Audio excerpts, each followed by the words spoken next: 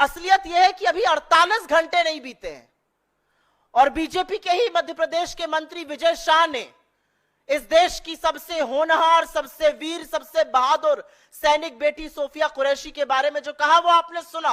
वो सुनकर पूरा देश स्तब्ध है। मैं उन शब्दों को दोहराऊंगी नहीं क्योंकि मैं उस तरह का पतन नहीं करना चाहती हूं इस मंच से। और बीजेपी ने इस आदमी के खिलाफ भी कोई कार्रवाई नहीं की, कोई अनुशासनात्मक कार्रवाई नहीं की गई। बीजेपी और मध्य प्रदेश की सरकार और दिल्ली की केंद्र सरकार हाथ पर हाथ धरे बैठी रही जब तक कि जबलपुर हाईकोर्ट ने निर्देश नहीं दिया कि एफआईआर हो। और एफआईआर भी बिल्कुल अनमने ढंग से बिना प्रॉपर चार्जेस लगाई की गई और उसका कच्चा चिट्ठा आज कल हाईकोर्ट की सुनवाई के दौरान बयां हो चुका है। क्योंकि पूरी की पूरी पार्टी और सारी सरकार, केंद्र की भी और मध्य प्रदेश की भी, विजय शाह को बचाने में जुटी हुई थी। अब वो जगदीश देवड़ा को बचाने में जुट जाएगी। असलियत यह है कि मध्य प्रदेश के हाई कोर्ट ने कल सुनवाई के दौरान कहा कि जिस तरह की एफआईआर दर्ज हुई है वो सिर्फ और सिर्फ दिखावा है और एफआईआर में ऐसा कुछ भी नहीं है जिससे संज्ञेय अपराध दर्शाया जा सके। अदालत ने टिप्पणी करते हुए कहा कि यह ड्राफ्ट ही ऐसा बनाया गया है कि इसको रद्द किया जा सके। और बेंच ने आगे कहा कि इस एफआईआर में कुछ नहीं है। बेंच ने कहा इसमें सुधार करना चाहिए, बिना हस्तक्षेप के और बिना दबाव के ऐसा एफआईआर की जांच को आगे बढ़ाई जाए और उसकी सुनवाई फिर से होगी। यह असलियत है मध्य प्रदेश की सरकार की, यह असलियत है मध्य प्रदेश की पुलिस की, यह असलियत है बीजेपी की मध्य प्रदेश में और बीजेपी की दिल्ली में। अभी तक आपने एक बार भी जेपी नड्डा जी के मुंह से, अमित शाह जी के मुंह से, खुद प्रधानमंत्री नरेंद्र मोदी जी के मुंह से सुना कि यह बिल्कुल गलत कहा गया है?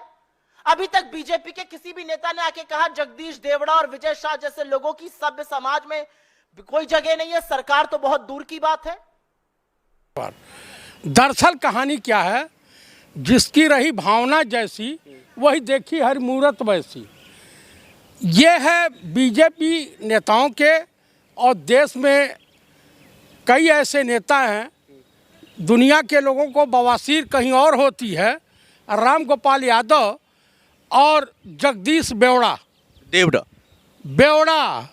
नहीं होता तो इस तरह का बयान नहीं देता। ठीक है, इन लोगों के मुंह में बवासीर हो गई है। सेना का अपमान नहीं सहेगा हिंदुस्तान। इससे पहले इनका एक मंत्री था जो शाह था, अहमद शाह अब्दाली की नाजायज औलाद। आप बताइए कि धारा 144 का उल्लंघन करते हैं, नेता प्रतिपक्ष माननीय पंडित राहुल गांधी के खिलाफ एफआईआर तुरंत हो जाती है। मोदी जी अपने मुख पे काली खोली पोत लीजिए। आपने सिंदूर, ऑपरेशन सिंदूर का तो अपमान किया, एक तो 18 साल की उम्र में किया और एक तो बुढ़ापे में कर दिया। ये इन लोगों का फिर इलाज क्या, चाहे वो विजय शाह साहब हो या फिर राम गोपाल जी हो या फिर जो ये जगदीश देवड़ा साहब का जो नाम रहा है इसमें शामिल हो गया इस लिस्ट में, इन लोगों का इलाज क्या है? विजय शाह हैं, जय शाह तो अमित शाह के बेटे हैं। देखिए, बीजेपी को ऐसे नहीं बलात्कारी जनता पार्टी कहा जाता है। इनके पूर्वज जो हैं अंग्रेजों के तलवे चाटे हैं। और वैसे भारत का हिंदू समाज या भारत देश गुलाम रहा है। अभी गुलामी मानसिकता यहाँ के लोगों के दिलो दिमाग से गई नहीं है। कोई भी इतिहासकार मुझे बता दे कि इंग्लैंड ने कभी भारत पर सैनिक कार्रवाई की? बिल्कुल नहीं किया। यहाँ के लोग आपस में लड़ते रहे, एक दूसरे की मुखालफत करने के चक्कर में देश गुलाम हो गया। आज उसी स्थिति में चाइना के शिकंजे में देश फंस चुका है और देश का प्रधानमंत्री मौन है। इनके बेस्ट फ्रेंड थे डोनाल्ड ट्रंप। उन्होंने इतना बजाना शुरू कर दिया है कि हिंदुस्तान जो 56 इसकी छाती थी। जी चतुर्वेदी जी, लेकिन इसको फिर आप कैसे देखते हैं? अगर विजय शाह तो माफ़ी मांग ले, आप लोग माफ़ नहीं कर रहे, लेकिन देवड़ा साहब तो माफ़ी भी नहीं मांगे। इन लोगों की जानते दवाई क्या है? मध्य प्रदेश की जनता में अगर थोड़ी भी नैतिकता बची हो तो ये जहाँ मिले इसके मुख पे कालिक पोत दे और इसको घिसरा के टंगियाँ उंगियाँ तोड़ दे। ऐसे जो है राक्षसों का यही इलाज है। ये अपने माँ बाप की तो जीवन में इज्जत किए नहीं, अपने पूर्वजों के नाम को भी इन्होंने मिट्टी में मिला दिया।